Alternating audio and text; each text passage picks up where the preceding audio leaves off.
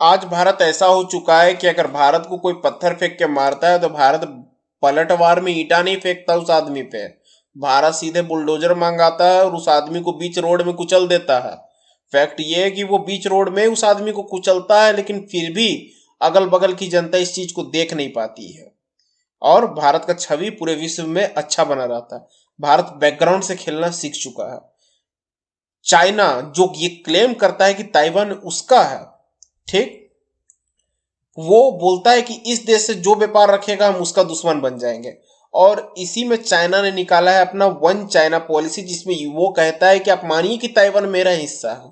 भारतीय सरकार को इसमें साइन करके उससे व्यापार करना पड़ता है, क्योंकि एक बाई के व्यापार खत्म किया जाएगा तो दिक्कत देश को है, भारत को है। बिल्कुल उसी तरह से जैसे कि अभी हाल ही में अमेरिका ने करीब 2018 में डोनाल्ड ट्रंप ने सेमीकंडक्टर चिप को पूरी तरह से बैन कर दिया था कि चाइना से नहीं खरीदेंगे। इसके चलते अमेरिका में दिक्कत हो गया था। चाइना का तो लॉस हुआ, अमेरिका में दिक्कत हो गया। और अभी कोविड-19 जो आया है, इसका सबसे बड़ा दिक्कत ये है कि घर में लोग रहे हैं, घर में सेमीकंडक्टर का यूज बढ़ा है।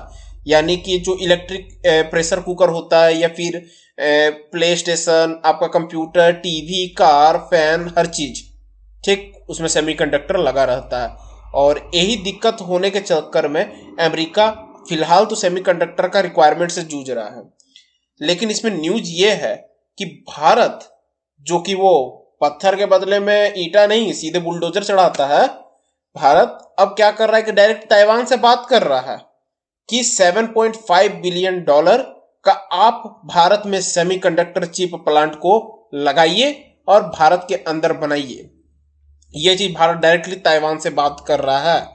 और आपको ये जानना चाहिए कि जो ये सेमीकंडक्टर ये ऐसे वैसे ही नहीं बन जाती है। सेमीकंडक्टर बनता सिलिकॉन से है और सिलिकॉन करीब करीब हर देश के पास है। लेकिन इसे बनाने के लिए डस्ट फ्री रूम चाहिए, यानी रूम में एक जरा भी डस्ट नहीं होना चाहिए। आप अपने टॉर्च का लाइट, अपना रूम का लाइट ऑफ कीजिए, टॉर्च ऑन कीजिए, देखिए उसके पीछे में डस्ट उड़ता हुआ दिख जाएगा आपको लाइट के पीछे, ठीक।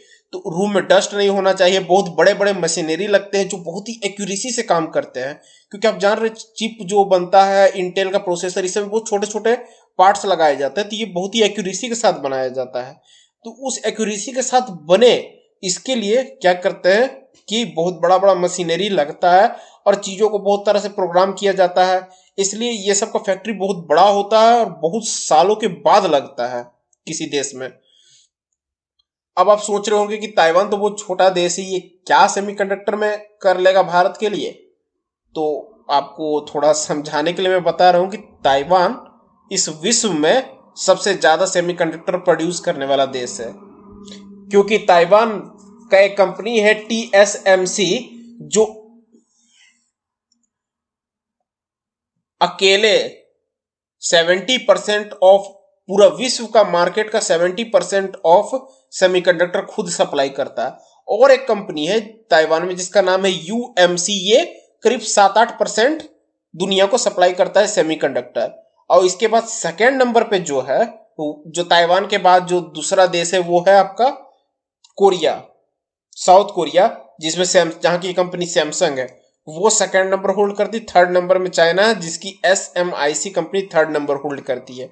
भारत इसमें लगा हुआ है और भारत बहुत ही जल्द ताइवान से बात करके भारत में ये कंपनी सेटअप करवा लेगा। इसका सबसे बड़ा फायदा ये होगा कि भारत पहली बात की सेमीकंडक्टर का मार्केट क्रिएट कर पाएगा, भारत में सेमीकंडक्टर सस्ता हो जाएगा, ठीक। दूसरा चीज, भारत दूसरे देशों को एक्सपोर्ट कर पाएगा। और जो कंपनी, जैसे ताइवान से जो कंपनी भारत में इन्वेस्ट कर रही है, वो भारत को, भारतीय सरकार को टैक्स देगी, जिस कारण GDP पे ग्रोथ देखने मिलेगा। तीसरी चीज ये होगी कि भारतीय लोग खुद इस टेक्नोलॉजी को सीख जाएंगे और भारत में ही डेवलप करने लग जाएंगे। इसका ये फायदा होगा कि आगे आने वाले समय में जितने भी सेमीकंडक्टर का डिमांड बढ़ने वाला, क्योंकि ऑब्वियस बात है ये बढ़ेगा, अब टेक्नोलॉजी बढ़ते जा रहा है तो सेमीकंडक्टर का डिमांड आगे बढ़ते ही जाएगा। तो आगे जैसे ही सेमीकंडक्टर डिमांड बढ़ेगा उस वक्त भारत वर्ल्ड का लीडर में होगा। और इसलिए बहुत सारे देश ये भी अनुमान लगा रहे हैं कि अगर अब चाइना और ताइवान के बीच में युद्ध होता है तो रसिया का तो पता नहीं, जापान अमेरिका तो जरूर आएगा बचाने। अब कहा जा रहा है कि एक बार ताइवान ने इन्वेस्ट कर दिया भारत में पैसा, उसके बाद भारत भी ताइवान को बचाने जाएगा, जिस कारण चाइना को टेंशन हो सकता है। इसके बारे में आपका क्या विचार है? मैंने आपको A to Z चीज पूरा डिटेल में बता दिया है। अब आप मुझे बताइए कि आपको क्या लगता है कि कभी भी इन फ्यूचर अगर चाइना ताइवान पे अटैक करता है तो क्या भारत बचाने जाएगा? मेरा जवाब मानिए तो शायद नहीं जाएगा। इसलिए नहीं जाएगा क्योंकि जब वो ताइवान पे कब्जा करेगा तब मुझे लगता है कि भारत पीओके पे कब्जा करना चालू कर देगा और अक्साई चीन पे भी। उस वक्त चाइना कुछ नहीं कर पाएगा क्योंकि उसका सारा फोर्स उधर अमेरिका और जापान से लड़ने में लगा हुआ रहेगा और वहां पे भारत एक कटिंग एज एडवांटेज ले सकता है। फिलहाल आप मुझे अपना विचार कमेंट में बताइए, मैं पढ़ने के लिए बेताब हूं।